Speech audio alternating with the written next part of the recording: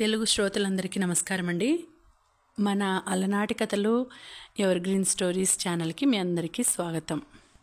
వెన్నెల్లో మల్లిక నవల వింటున్నామండి. రచన శ్రీమతి ఎద్దనపూడి సులోచన రాణి గారు.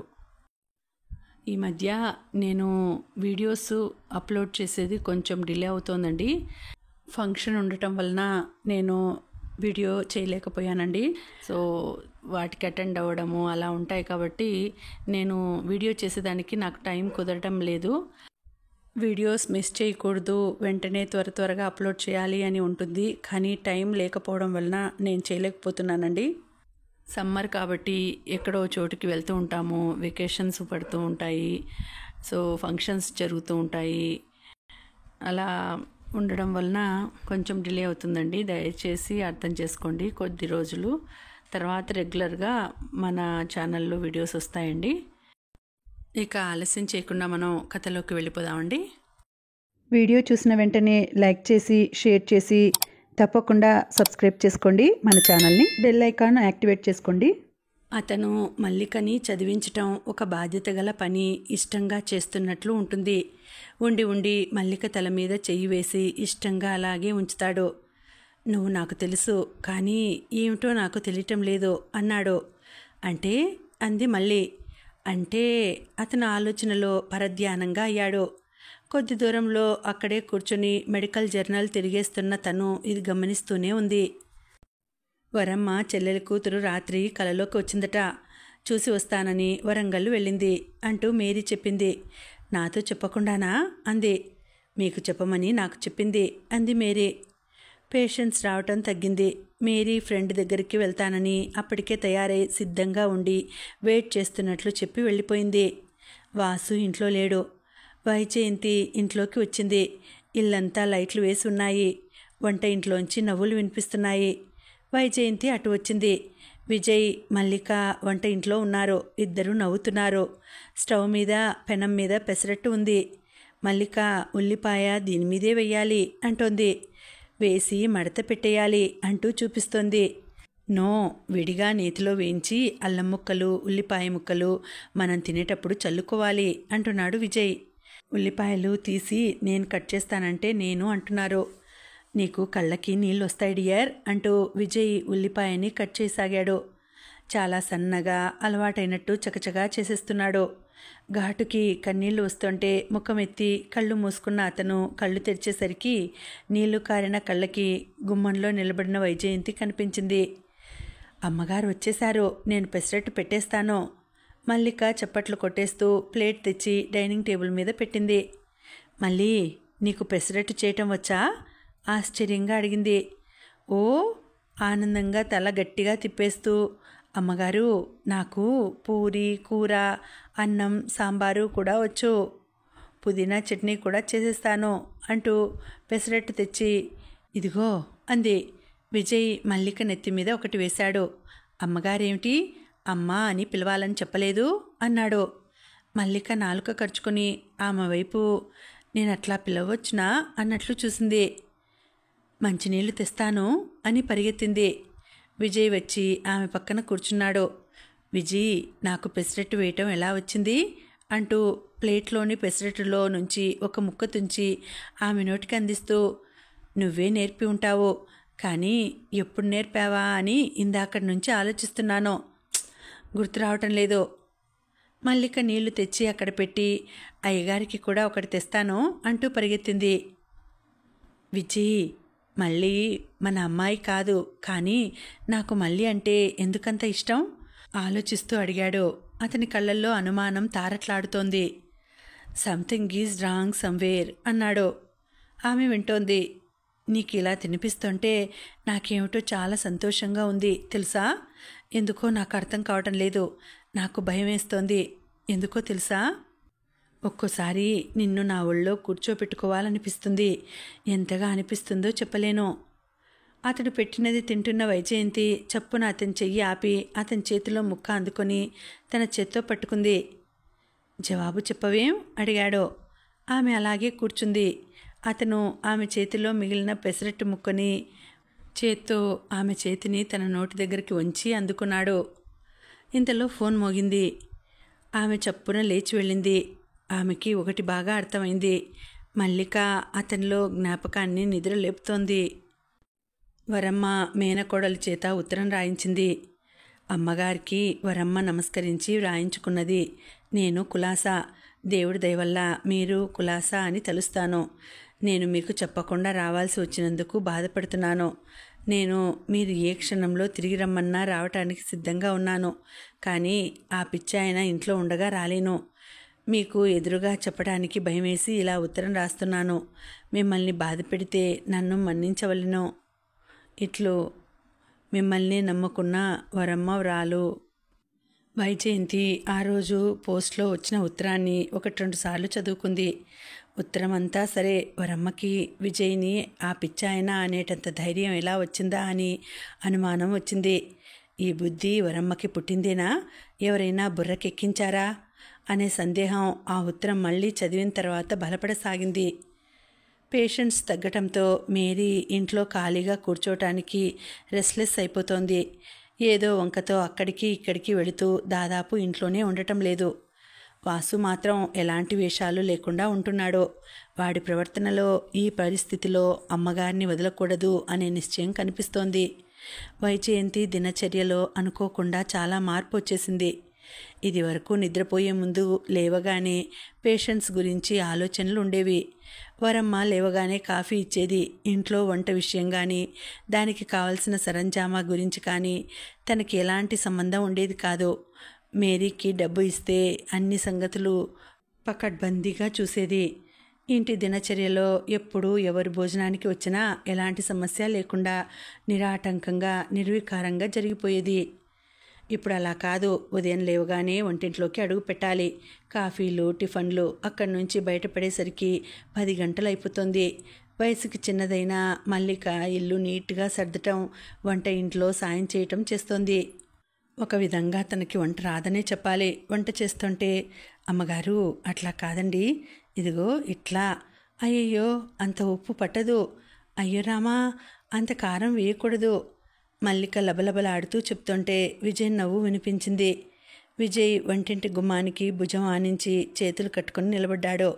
తమాషా అయిన దృశ్యం చూస్తున్నట్లుగా అతడి కళ్ళల్లోనూ పెదవుల మీద చిరునవ్వు లాస్యం చేస్తోంది. మల్లిక విజయ్ని చూడగానే పెదవులు విప్పి నవ్వింది. అయ్యగారు, అమ్మగారు వంటంతా పాడు చేస్తున్నారు. అమ్మగారి కంటే మీరే బాగా చేస్తారండి. చూడండి ఇందులో ఉప్పు ఎంత వేశారో మొత్తుకుంటున్నట్లుగా చెప్పింది. అమ్మగారు మీరిక్కడ కూర్చోండి, అయ్యగారు నేను చేసేస్తాం అంది బ్రతిమలాడుతున్నట్టు. అవును అమ్మగారు కూర్చోండి, అయినా అమ్మగారు పని చేయకూడదు కదూ మళ్ళీ అన్నాడు. విజయ్. వైజయంతి పెదవి బిగించి తెచ్చిపెట్టుకున్న కోపంతో చూసింది. ఇలా వచ్చి కూర్చో అన్నాడు చేత్తో డైనింగ్ హాల్లో ఉన్న డైనింగ్ టేబుల్ వైపు చూపిస్తూ. అమ్మగారు మీరు కూర్చోండి, నేను అయ్యగారు చేసేస్తాం. మల్లిక వైజయంతి చెయ్యి పట్టుకుని బ్రతిమలాడింది. విజయ్ కూడా వైజయంతి మరో చెయ్యి పట్టుకున్నాడు. ఇద్దరూ తీసుకొచ్చి వైజయంతిని డైనింగ్ హాల్లో కుర్చీలో కూర్చోబెట్టారు. ఇంతలో ఫోన్ మోగింది. వైజయంతి తీసింది. హలో రమా. నేను బాగున్నాను, నువ్వెలా ఉన్నావు?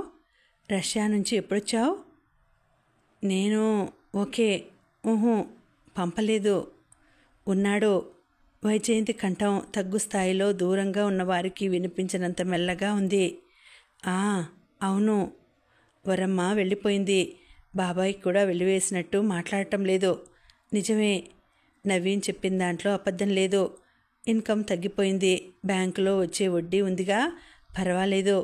అనవసరంగా రియల్ ఎస్టేట్లో కొంత ఇన్వెస్ట్ చేశాను, అది వేస్ట్ అయింది. నోనో థ్యాంక్ యూ, నువ్వేం డబ్బు పంపించిన అవసరం లేదు. ఇంకా నా దగ్గర అమ్మ జ్యువెలరీ ఉందన్నమాట మర్చిపోయావా? ఉన్నాడు. ఏమో ఈ రుణం ఎంతవరకో తెలియదు. లాస్ట్ మినిట్ వరకు ఫైట్ చేయాలనే ఉంది. తర్వాత ఏమవుతుందో తెలియదు. He is all right. ప్రస్తుతం వంటింట్లో వంట చేస్తున్నాడు. ఏంటి మర్చిపోయావా? మాట పలుకు లేదు. నువ్వు వస్తావా? తప్పకుండా రా. థ్యాంక్స్ రమా. అందరూ నన్ను వదిలేశారు, నువ్వు నన్ను వదలలేదు. నిజంగానా? థ్యాంక్స్ రమా. ఆయన ఏమన్నారు? చాలా థ్యాంక్స్ రమా, నువ్వు రష్యా వెళ్ళినా నన్ను గురించి ఆలోచిస్తున్నందుకు. ఏమిటి, ఆయన వచ్చే నెల ఇండియా వస్తున్నారా? ఎంత మంచి వార్త చెప్పావు. నిజంగా హైదరాబాద్లో ప్రోగ్రాం ఉందా? విజయ్ గురించి చెప్పావా? నీకు థ్యాంక్స్ ఎలా చెప్పాలి నేను? నో నో రమా, నేనెప్పుడూ అలా కలలో కూడా అనుకోలేదు. విజయ్ బరువు నువ్వు నా నెత్తిన పెట్టలేదు. నేను కావాలంటే వదిలించుకుపోయేదాన్ని. ఒక డాక్టర్గా నేను ఇలా లోకం ఏదో నా మీద నిందలు వేసిందని భయపడి అతన్ని అర్ధాంతరంగా వదిలేయలేను.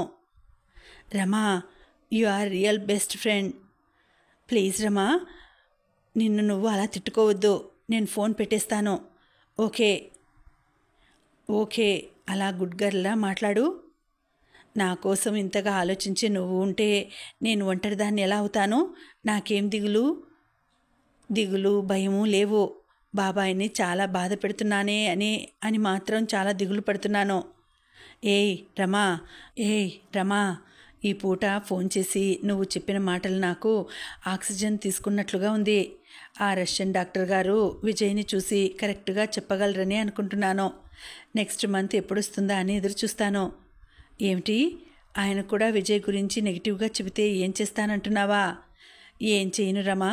విజయ్ ఒకవేళ జీవితాంతం ఇలాగే ఉండిపోయే స్థితి అయితే అప్పుడేం చేస్తాను? విజయ్ని ఇంట్లోంచి పంపను. విజయ్ని పెళ్లి చేసుకుని అతనికి శాశ్వతంగా మా ఇంట్లో నీడ ఇచ్చేస్తాను. లోకం నవ్వని. నీకు తెలీదురమా, నువ్వు విజయ్ని తీసుకెళ్ళి ఒక్క నెల రోజులు మీ ఇంట్లో ఉంచుకో. అతని బెస్ట్ మేనర్స్, అతని వ్యక్తిత్వం నీకు నచ్చకపోతే నేను పేరు మార్చుకుంటాను. అతనెవరో నాకు తెలియదు, కానీ మామూలు మనిషి మాత్రం కాదు, అది ఖచ్చితంగా చెప్పగలను. ఓకే, అమ్మని అడిగానని చెప్పు. Okay, bye. థ్యాంక్స్ రమా, ఉంటాను. వైజయంతి ఫోన్ పెట్టేసి ఆనందంగా గుండెల నిండా గాలి పీల్చుకుంటున్నట్టు గట్టిగా ఊపిరి తీసుకుంది. తను ఎంత మంచి వార్త చెప్పింది. రష్యా కాన్ఫరెన్స్కి వెళ్ళి అక్కడ రష్యన్ డాక్టర్కి విజయ్ గురించి చెప్పింది. ఆయన ఆసక్తి కనబరిచారట. వచ్చే నెల ఆయన కాన్ఫరెన్స్కి ఇండియా వస్తున్నాడట. ఆంధ్రప్రదేశ్ డాక్టర్స్ అసోసియేషన్ వార్షికోత్సవం సందర్భంగా ఆయనని హైదరాబాద్ ఆహ్వానించారట. ఎంత లక్ రమా, నేనే విజయ్ని నీ మెడకి గుదిబండలా వేశాను. నా మూలంగానే నీకిన్ని బాధలు అంటూ బాధపడుతోంది. ఈ సమస్య పరిష్కారానికి మార్గం వెతకాల్సిన బాధ్యత నాకు కూడా ఉంది అంటూ బాధపడుతోంది. డార్లింగ్ రమా స్నేహానికి ప్రాణమిస్తుంది. అలా ఇచ్చి ఇది వరకు ఎన్నో చిక్కుల్లో పడింది. కానీ ఇలా ప్రాణ స్నేహితురాల్ని చిక్కుపెట్టిన అనుభవం ఇదే ప్రథమం అంటోంది. రమ చాలా బాధపడుతోంది. నవ్వుతూ జోక్స్ చేస్తూ ప్రతిదాన్ని తీసివేసి మాట్లాడినా అంతర్గతంగా రమ చాలా సీరియస్ అయిన మనిషి. వైజయంతి డైనింగ్ టేబుల్ మీద వేలితో గీతలు గీస్తూ ఆలోచిస్తున్నదల్లా వంటింట్లోంచి నవ్వుల జల్లులు కురుస్తుండటం విని తల అటు తిప్పి చూసింది. విజయ్, మల్లిక విరగబడి పకపక నవ్వుతున్నారు. విజయ్ ముఖానికి గోధుమ పిండి అంటి జోకర్లా ఉంది ముఖం. ఇద్దరు నవ్వుతున్నారు. వైజయంతి చూస్తూనే ఉంది. మల్లిక వంట చేసేటప్పుడు కూర్చోవడానికి వేసుకునే స్టూలు పట్టుకువచ్చి అతనికి ఎదురుగా వేసుకుంది. అది ఎక్కి నిలబడి నాప్కిన్తో విజయ్ ముఖం జాగ్రత్తగా తుడుస్తోంది. ఆ పని చేయటంలో భక్తి, శ్రద్ధ, దైవాన్ని చూస్తున్న భక్తురాల్లా ఎంతో ఇష్టంగా చేస్తోంది. వైజయంతి లేచి వచ్చింది. మల్లిక నవ్వుతూ, అమ్మగారు, నేనేమో పూరీలు వేయిస్తున్నాను, అయ్యగారు చేసి ఇస్తున్నారు. మరేమో అయ్యగారికి తుమ్ములు వచ్చాయి, తుమ్మటంలో చెయ్యి అడ్డం పెట్టుకున్నారు, పిండి అంతా ముఖానికి అంటుకుంది అంటూ నవ్వింది. విజయ్ కూడా నవ్వుతున్నాడు. వైజయంతి అతన్నే చూస్తోంది. నవ్వుతున్నప్పుడు అతని ముఖం ఎంత కళగా మారిపోతుందో. ఆ కళ్ళు మానవత్వానికి ప్రతీకల్లా ఉన్నాయి. మమత భుజం మీద చెయ్యి ఆనించి మానవత్వం నడిచే వ్యక్తిత్వం ఆ కళ్ళల్లో స్పష్టంగా గోచరం అవుతోంది. చీమకు కూడా అపకారం చేయని మనుషుల మనసుల్లో వెల్లివిరిసే స్వచ్ఛమైన జీవితం తాలూకు వెన్నెల వెలుగు అది. అమ్మగారికి 5 నిమిషాల్లో లంచ్ రెడీ అన్నాడు విజయ్. అతను అలా అమ్మగారు అనటం వింటుంటే నవ్వు వస్తోంది. మల్లిక వచ్చి టేబుల్ చకచకా సర్దింది. వైజయంతి ప్లేట్స్ పెట్టబోతుంటే విజయ్ ఆమె చెయ్యి అల్మారా వైపు నుంచి తీసి దించేశాడు మౌనంగా. డైనింగ్ టేబుల్ దగ్గర తమరు ఆసీనులు కండి అన్నట్లు 2 చేతులతో సూచించాడు. వైజయంతి నవ్వు ముఖంతో వెళ్ళి కూర్చుంది. అమ్మగారు, మీకు చెప్పవద్దన్నారు అయ్యగారు, మీకు ఇష్టమైన గుత్తి వంకాయ కూర అంటూ డిష్లో పెట్టి తెచ్చి మూత తీసి చూపించింది. కూర చూస్తుంటేనే తినబుద్ధి వేస్తోంది. మళ్ళీ ఇది ఎవరు చేశారు? ఆశ్చర్యంగా అంది. అయ్యగారు తరిగిచ్చారు, నేను మసాలా నూరిపెట్టి వేయించాను. షో, అయ్యగారికి నేను చెప్పానని చెప్పవద్దు అంటూ గబగబా పరిగెత్తింది. విజయ్ బాత్రూంలో చేతులు సోప్తో కడుక్కొని నాప్కిన్తో తుడుచుకుంటూ వచ్చాడు. మల్లిక చకచకా పరుగులు తీస్తూ టేబుల్ మీద పెట్టేసింది. 12 సంవత్సరాల అమ్మాయి అంత ప్రతిభతో పనిచేయటం వైజయంతికి ఆశ్చర్యంగా ఉంది. బాగా పనిలో ట్రైనింగ్ పొంది సామర్థ్యం తెచ్చుకున్న ఆరిందాలా చేసేస్తోంది. ముగ్గురు అన్నానికి కూర్చున్నారు. వైజయంతి వంకాయ కూర మీద మూత తీస్తూ, వాహ్, వాట్ ఈజ్ సర్ప్రైజ్, ఇది ఎవరు చేశారు అంది ఆనందంగా, అప్పుడే అది గమనిస్తున్నట్లు. విజయ్, మల్లిక ముఖాలు చూసుకున్నారు. ఇద్దరి ముఖాల్లో ఆనందం పొంగి వస్తోంది. వైజయంతి మల్లిక వైపు చూసింది, కానీ మల్లిక వైజయంతి వైపు చూడటం లేదు. అమ్మా, వయసు చిన్నదైనా అనుభవం గల దానిలా చేస్తోంది అనుకుంది. కానీ వైజయంతి ఊహ అంతలోనే తారుమారైంది. మళ్ళీ తలెత్తి చిన్న కంఠంతో, అయ్యగారు, మనం వంకాయ కూర చేశామని నేను అమ్మగారికి చెప్పేశానండి అంది. ఈ పసిముఖంలో ఉత్సాహంతో తొందరపడి చెప్పేసినా అతన్ని మోసం చేశాననే బాధ తొంగి చూస్తోంది. విజయ్ వైజయంతి వైపు చూశాడు. వైజయంతి తలదించుకుంది. ఇప్పుడు అబద్ధం ఆడిన వ్యక్తి తనే అయిపోయింది. సారీ విజయ్ అంది. విజయ్ మల్లిక తల మీద చెయ్యి వేసి నిమిరాడు. వైజయంతి ముగ్గురికి వడ్డిస్తోంది. సాంబారు గుమగుమలాడుతోంది.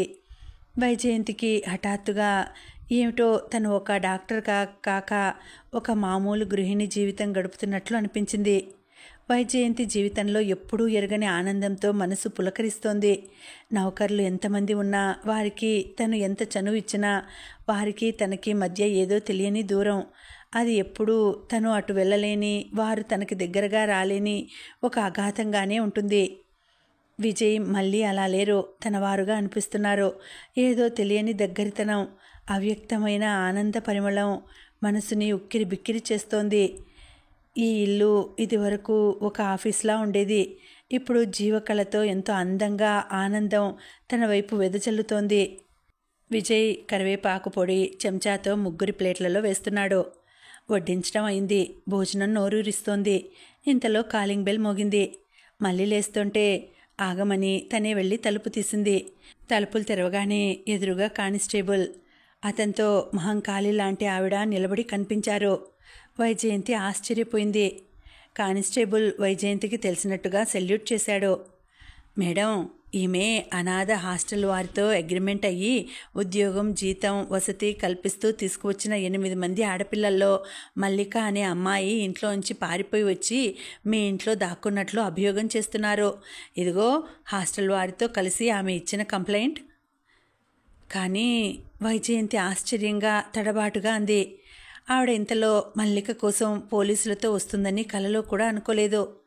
మల్లిక అప్పటికే ఆవిడని చూసింది. కుర్చీలో నుంచి లేచి వెళ్ళి విజయ్ని గట్టిగా పట్టేసుకుంది. విజయ్ కూడా సీరియస్గా చూస్తున్నాడు. అదిగో ఆ దేభ్యం మొహమే, ఆవిడ చెప్పింది.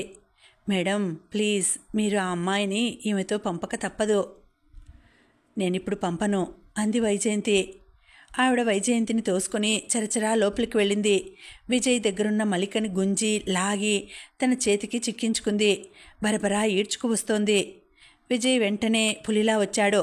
ఆవిడ్ని ఎడాపెడా కొట్టాడు. మల్లికను విడిపించి తీసుకువెళ్ళి వైజయంతి గదిలోకి తోసి తలుపులు వేసి అక్కడ నిలబడ్డాడు. అతని ముఖంలో రౌద్రం చూసి ఆమె కూడా వెనక్కి తగ్గింది. కానిస్టేబుల్ ఆవేశంగా, సార్, మీరేం చేస్తున్నారో మీకు తెలుసా? నా కళ్ళ ఎదుట ఒక స్త్రీని కొట్టారు. అదెంత నేరమో తెలుసా?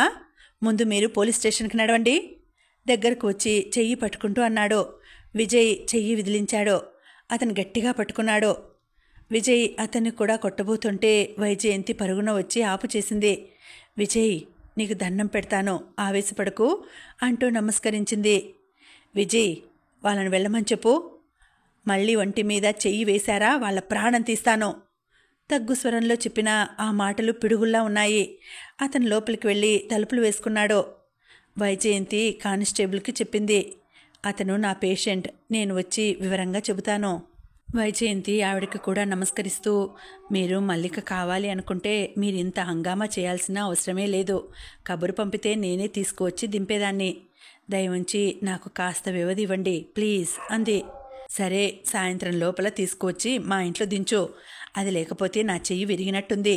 దాన్ని కష్టపడి 7 ఏడాది నుంచి ట్రైనింగ్ చేశాను. నన్ను తప్పించుకుపోతుందా? ఇలాంటి పిల్లలతో చాలా పడ్డాను. నేను పని చచ్చి చెడి నేర్పడం, వాళ్ళు పారిపోవడం, ఎవరో ఒకరింట్లో చేరడం. అందుకే అమ్మ అబ్బా లేని వారిని అనాథాశ్రమం నుంచి తెచ్చి వారికి పని నేర్పి ఉద్యోగం ఇస్తానని, అంతవరకు వారి పేరిట ఇంత జీతం జమ చేస్తానని వారితో అగ్రిమెంట్ రాయించుకొని మరీ తెచ్చుకున్నాను. ఇంకా 5 సంవత్సరాల వరకు అది ఇంట్లో ఉండాల్సిందే. పదవయ్యా అంది. కానిస్టేబుల్ సగౌరవంగా, మేడం మీకెందుకు వీళ్లతో గోలా? ఆవిడ నోరు చెడ్డది, ఆ పిల్లని పంపేయండి అని తగ్గు స్వరంతో చెప్పి బిగ్గరగా, సాయంత్రం లోపల పంపకపోతే నేను వచ్చి బలవంతంగా తీసుకువెళ్తాను అని బెదిరించినట్లు అని, పదవమ్మా అన్నాడు. ఇదిగో, దాన్ని ఇంట్లోంచి ఇంకెక్కడికైనా దాటేయాలని చూసావా? జాగ్రత్త, నీ బతుకు చీల్చి ఎండగడతాను అంటూ బెదిరించి వెళ్ళింది. వాళ్ళు వెళ్ళిపోయారు. ఆమె స్థానువులా నిలబడిపోయింది. కొద్దిసేపయింది. తెలివి తెచ్చుకున్నట్లు వెళ్ళి తన గది తలుపు తట్టింది. తలుపులు తెరవలేదు, పలకలేదు. విజయ్, నేను విజయ్ని. వాళ్ళు వెళ్ళిపోయారులే, తలుపు తెరు అంది. తలుపులు సగమే తెరుచుకున్నాయి. ఆమె లోపలికి రాగానే విజయ్ తలుపు వేసేశాడు. మళ్ళీ ఏడుస్తోంది. ముఖం వాచిపోయి ఉంది. విజయ్ దగ్గరికి తీసుకున్నాడు.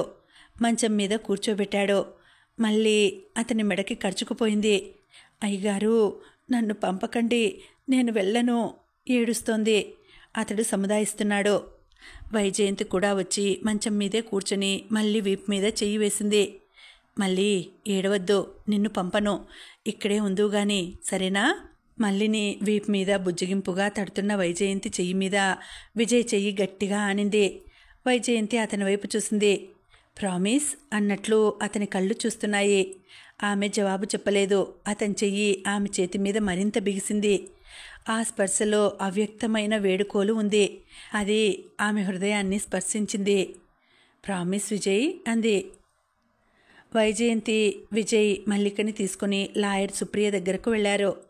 పర్వతవర్ధనమ్మ ఈ విధంగా అక్కడక్కడ అనాథ బాలులని సేకరించి తీసుకువచ్చి వారి చేత గాడిద చాకరీ చేయించి తక్కువ జీతంతో ఎక్కువ లాభం పొందుతోందని, వారిని తిట్టడం, కొట్టడం, వాతలు పెట్టడం, అన్నం పెట్టకుండా గదిలో వేసి తలుపులు మూసి హింసించడం లాంటిది చేస్తోందని, వారు బయటకు వెళితే పోలీసుల సాయంతో తెస్తుందని, వారిని మానసికంగా బెదిరిస్తుందని రుజువు అయింది. సుప్రియ ప్రతిభావంతురాలైన లాయర్ అవటం వల్ల మల్లిక పుణ్యమా అని ఒక్క మల్లికకే గాక మిగతా పిల్లలకి కూడా ఆ బండ చాకిరీ నుంచి దాసి విముక్తి లభించింది. కోర్టు వారు పర్వతవర్ధనమ్మ దగ్గర ఒక్క పిల్ల కూడా ఉండటానికి వీల్లేదని తీర్పు ఇచ్చారు. ఆ పిల్లలందరినీ యూనిసెఫ్ గ్రాంట్తో నడుస్తున్న సుప్రియకి బాగా తెలిసిన బోర్డింగ్ స్కూల్లో చేర్పించేశారు. మల్లికని కూడా వారితో పాటు ఆ స్కూల్లో చేర్పించమని ఆదేశించింది సుప్రియ. వైజయంతి విజయ్ గురించి వివరంగా చెప్పి కొద్ది నెలలు తన దగ్గర అట్టి పెట్టుకునేట్లుగా, సుప్రియ ఎప్పుడు అడిగితే అప్పుడు మల్లికని పంపేట్లుగా కాగితం రాసి ఇచ్చింది. 2-3 నెలలు మాత్రమే మల్లికని మీ ఇంట్లో ఉంచడానికి వీలవుతుంది. ఎక్కువ కాలం ఆ చిన్నపిల్ల మతిలేని మనిషితో ఉండటం సైకలాజికల్గా మంచిది కాదు, సుప్రియ నిర్మోహమాటంగా చెప్పేసింది. ప్రస్తుతానికి గండం గడిచింది. వైజయంతి మల్లికని తీసుకుని విజయ్తో కలిసి ఇంటికి వస్తుండగా దోవలో, మళ్ళీ ఐస్ క్రీం కావాలా అన్నాడు విజయ్. మల్లిక కళ్ళు ఆ మాట వినగానే మెరిశాయి. అప్పుడే నోట్లో ఐస్ క్రీం చల్లదనం తగిలినట్లుగా ఎగబీల్చింది. వైజయంతి నవ్వేసింది. కారు ఐస్ క్రీం పార్లర్ దగ్గర ఆగింది. ముగ్గురు వెళ్లారు. ఆరు బయటనే సింథటిక్ పూల మొక్కల మధ్య రంగురంగుల గొడుగుల క్రింద గుండ్రటి టేబుల్స్ వేసి ఉన్నాయి. తల్లిదండ్రులు పిల్లలతో కలిసి వచ్చి ఐస్ క్రీం తినిపిస్తూ తాము కూడా తింటున్నారు. పిల్లలు ఆడుకోవడానికి ఒక పక్క చిన్న ఆట స్థలం అన్ని వసతులతో ఉంది. వైజయంతి ఐస్ క్రీం ఆర్డర్ ఇచ్చింది. పిస్తా అని వైజయంతి చెబుతుంటే విజయ్ వెంటనే వారిస్తూ బాయ్తో అన్నాడు. డబుల్ సండే 3 అని ఆర్డర్ ఇచ్చాడు. ఆమె అది శ్రద్ధగా గమనించింది. ఐస్ క్రీం వచ్చింది. అది తింటూ మల్లిక పొందుతున్న ఆనందం చూస్తుంటే ఆమెకి జాలేసింది. విజయ్ తింటున్నవాడల్లా మధ్యలో సీరియస్గా అయిపోయి వెనక్కి ఆనుకొని తల వెనక 2 చేతులు పెట్టుకున్నాడు. అతని కళ్ళల్లో మళ్ళీ శూన్యం. మల్లిక తినటం పూర్తి అయింది. వైజయంతి క్రీగంట విజయ్ని గమనిస్తోంది. హలో వైజయంతి, డెంటిస్ట్ గోపాలరావు వచ్చాడు. ఏమిటి ఈ మధ్య ఎక్కడా దర్శనాలే లేవు? మేం పిలిచిన పార్టీలకి నువ్వు రావటం లేదు. నువ్వు మమ్మల్ని అస్సలు మీ ఇంటికి పిలవటం లేదు. Anything special? ఆ పలకరింపులో వ్యంగ్యం ఉంది. ఆయన ఆమెతో మాట్లాడుతున్న విజయ్నే నిశితంగా ఎగాదిగా చూస్తున్నాడు. అతని దృష్టి ఐస్ క్రీమ్ తింటున్న మల్లి వైపు మళ్ళింది. నీ పేషెంట్ కోసం ఎవరో చిన్న అమ్మాయిని తెచ్చి ఇంట్లో పెట్టావని అంటున్నారు. ఈ అమ్మాయేనా? ఆమె ముఖం ఆవేశం బిగబట్టిన నిగ్రహంతో కందింది. అతనికి జవాబు చెప్పగలదు. ఒక్క చిన్న మాట అన్నా అక్కడ పెద్ద రభస అవుతుంది. ఆ రభస రకరకాల కథలుగా అందరిలో ప్రచారంగా మారుతుంది. అమ్మగారు, నేను ఉయ్యాల ఊగనా? మల్లిక చేత్తో చూపిస్తూ అడిగింది. ఆమె సరేనంది. అయ్యగారు వెళ్ళనా? అతను లేచాడు. మల్లికను తీసుకొని వెళ్ళాడు. అతను గోపాలరావుని చూడలేదు, పట్టించుకోలేదు. మల్లిక భుజం చుట్టూ చెయ్యి వేసి అపురూపంగా తీసుకెళ్తున్నాడు. అమ్మగారు, అయ్యగారు, వాహ్ అన్నాడు గోపాలరావు. ఆమె మాట్లాడలేదు. గోపాలరావు విజయ్ని మల్లికని చూస్తూ, అయినా ఎదురుగుండా రతీదేవి లాంటి నిన్ను పెట్టుకుని ఆ చిన్నపిల్ల వెంట పడ్డాడేమిటి? అందుకేనేమో ఇతన్ని అందరూ పిచ్చోడు అంటున్నారు. ఏమైనా సైకిక్ కేసా? అతని కళ్ళ నిండా వ్యంగ్యం. ఆమె చెయ్యి గాలిలోకి లేచింది. అతని చెంప చెళ్ళుమంది. ప్రక్క టేబుల్ వాళ్ళు విచిత్రంగా చూస్తున్నారు. గోపాలరావు కూడా ఒక్క నిమిషం తెల్లబోయాడు. చర్రుమని మండుతున్న చెంపని పట్టుకొని లేస్తూ, చూడు, నన్ను అవమానం చేసిన వాళ్ళెవరూ బాగుపడరు అని విసవిసా వెళ్ళిపోయాడు. వైజయంతి అలాగే కూర్చుండిపోయింది. అందరూ వింతగా కుతూహలంగా ఆమెనే చూస్తున్నారు. ఛీ, అసలు ఈ ఐస్ క్రీమ్ హౌస్కి రాకుండా ఉంటే పోయేది. ముగ్గురు ఇంటికి వచ్చారు. మల్లిక త్వరగా నిద్రపోయింది. మల్లికకి కోర్టు ద్వారా తను న్యాయం చేయించినందుకు ఆ సంతోషమే మిగల్లేదు. 2 నెలలు మాత్రమే వ్యవధి.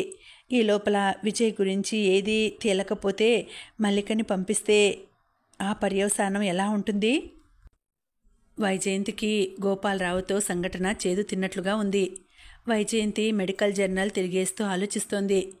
విజయ్ వచ్చి ఎదురుగా కుర్చీలో కూర్చున్నాడు.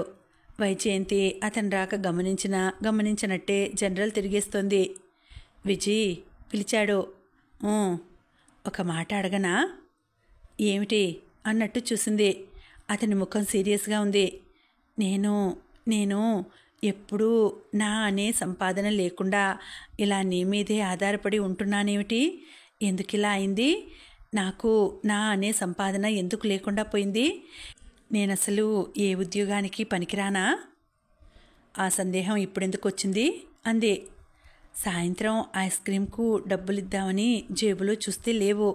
ఇంట్లో కూడా అంతే. నేనెప్పుడు డబ్బు ఖర్చు పెట్టను. నా దగ్గర అస్సలు లేదు. నాకేమైంది అసలు? ఎన్నాళ్ళు ఇలా ఉండాలి నేను? వైజయంతికి అతనిలో ఆస్పృహ కలుగుతున్నందుకు సంతోషం కలిగింది.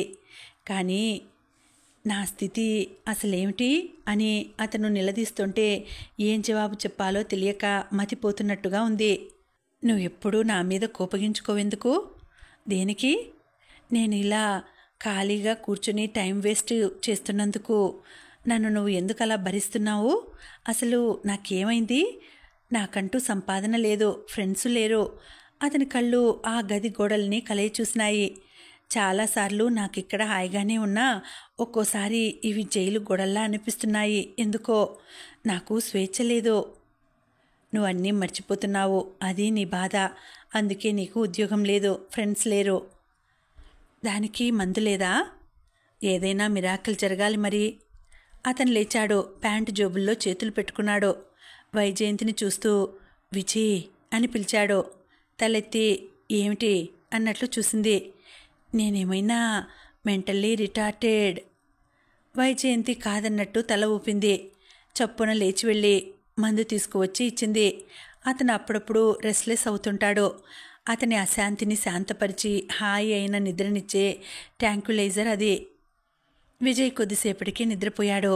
వైజయంతి లైట్ తీయటానికి వచ్చింది. అతని గుండెల మీద ఒక పేపరు చేతులతో గట్టిగా పట్టుకుని ఉంది. వైజయంతి అది మెల్లగా తీసి చూసింది. అది ఒక రేఖా చిత్ర డ్రాయింగ్. అందులో తను ఒక పక్క, మరో పక్క విజయ్ ఉన్నాడు. ఇద్దరి మధ్య మల్లిక ఉంది. మళ్ళీ చెరో చెయ్యి తామిద్దరూ పట్టుకుని నిలబడ్డారు. శరీరం అంతా తమదే, కానీ తలలు మాత్రం చెవులు పైకెత్తిన కుందేళ్ల ముఖాలు. వైజయంతి పకాలను నవ్వు వచ్చేసింది. నోటి మీద చెయ్యి ఉంచుకొని చిరునవ్వు ఆపుకుంది. లైట్ తీసేసింది. విజయ్ మంచి నిద్రలో ఉన్నాడు. నిద్రలో కూడా అతని ముఖం ఆందోళనగా ఉన్నట్టు, కనుబొమ్మలు దగ్గరికి ముడుచుకొని ఉన్నాయి. ఏదైనా కల కంటున్నాడేమో. వైజయంతి తలుపుల దగ్గరికి వేసి యువతలకు వచ్చేసింది. ఇంకా ఉందండి, కథ కొనసాగుతుంది. మళ్ళీ వచ్చే వీడియోలో తర్వాతి భాగం వినేద్దామండి. అంతవరకు సెలవు. నమస్తే.